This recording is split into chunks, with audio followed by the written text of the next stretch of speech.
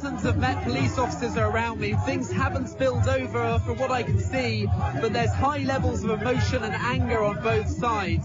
The atmosphere here near London Bridge is absolutely electric as the crowds cheer the competitors as they get closer to the finish line. It's getting busier and busier here on Olympic Way. Liverpool and Chelsea fans are heading through Wembley Park Station. Today it's all about Dettori, the veteran in Epsom, for one final dance. Well, it's believed that the elusive Banksy has struck again, and this time it's in Finsbury Park. Do you think parents of SEND children in London have confidence in the support that they have here from local authorities and from yourself? I've met too many parents who are pulling their hair out because their child's not been diagnosed. So is it important for you as the Prime Minister and for the Conservatives to keep Surrey on side? Well, it's important for me to deliver for everyone. Well, it's been a dreadful night for the Conservatives, but the Chancellor has been spared. Jeremy Hunt has retained his seat in dramatic circumstances.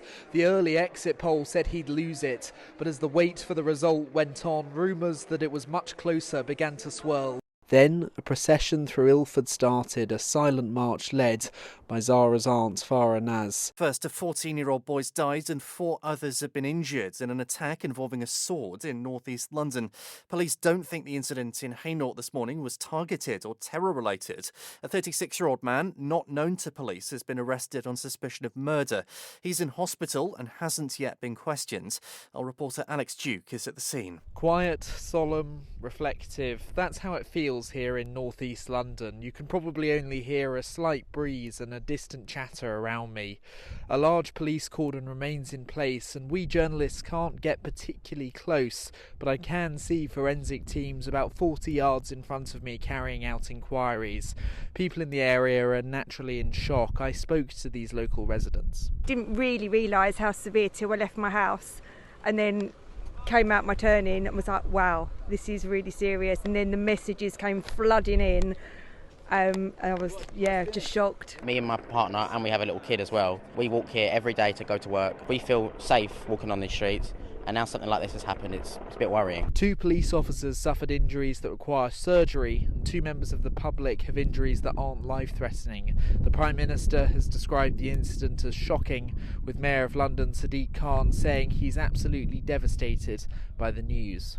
Our reporter Alex Duke is in central London. My name is Sadiq Khan and I'm still the Mayor of London. Sadiq Khan was in good spirits on a sunny morning in the capital. Wearing a green suit and accompanied by his wife Sadia, he headed across the Millennium Bridge towards the Tate Modern, where he would go on to sign the declaration. Speaking to us after the ceremony, Mr Khan said he's excited to be in charge again. The last 8 years we've been swimming against the tide of a Tory government. I'm really excited about the possibility of being the mayor. Today the mayor spoke extensively about what he wants his third term to look like, but perhaps the key message is his focus on young people in the capital, pledging to make London the best city in the world to grow up in.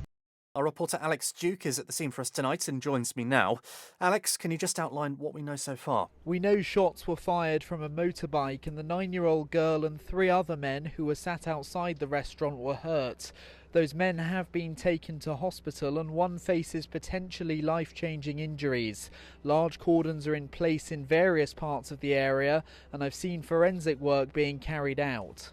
The next train to be different. You were just a random guy on the train home on a Wednesday. That's a clip of Audacity by Lex Gibbon, which is a musical account of the 19-year-old's experience being harassed at Chalk Farm Underground. I spoke to Lex outside the same station. I wrote the song really soon after the incident and I just needed to get it out. I know so many of my friends have been through the same thing. Doctors believe that she was the only person in the world suffering from the type of brain tumour. I mean, how was that established and what was it like to find that out? All the way through her treatment, we were told it was rare. They had very, very little information on it. And then we had a review meeting and she basically said, as far as she was aware, that this was the only case they had discovered. Tell us a little bit about the research itself. Why did you want to commission it, and tell us, about the sample size and what it was aiming to find out? People know that employment is a huge issue in the UK at the moment, but for young people especially, we knew that 570,000 young people were unemployed between February and April of this year, which is a 15% increase on the year before and the highest peak that we've seen since 2021. There may just be situations where a pet could damage a property, where a property just may not be particularly suitable for pets, other practical concerns. So do you see why landlords may be concerned about the change in the rule? Well, I can understand some of those concerns, and that's why we've put protections in the bill. So landlords can now charge pet insurance to tenants with pets.